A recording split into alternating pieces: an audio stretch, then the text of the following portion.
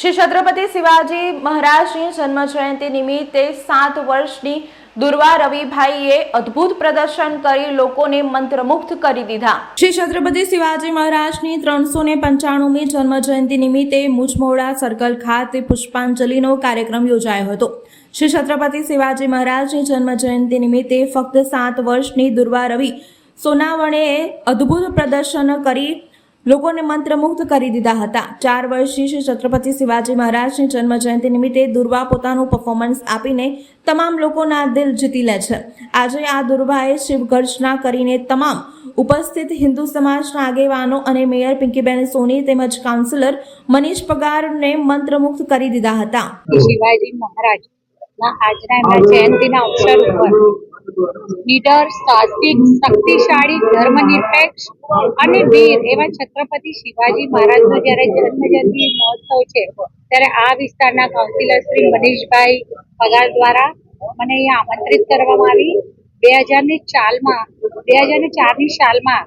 તત્કાલીન મુખ્યમંત્રી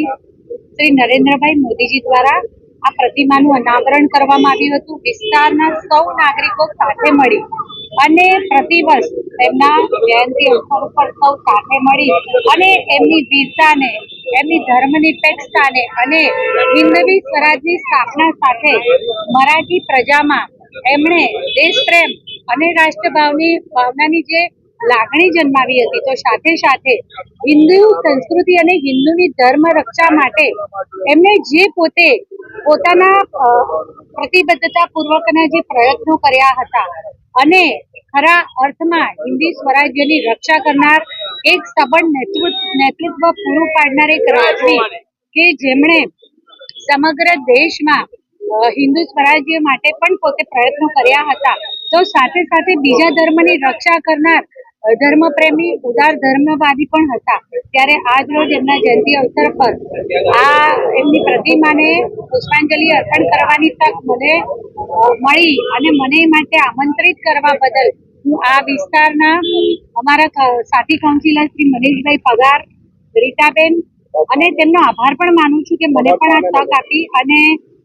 આગળ પણ જ્યારે પણ આ રીતે એમને આવી રીતે પુષ્પાંજલિ, હૃદયાંજલિ અર્પણ કરવાની હોય ત્યારે ચોક્કસ સૌ સાથે મળી અને આવી રીતે અમે એમને ભાવાંજલિ અર્પણ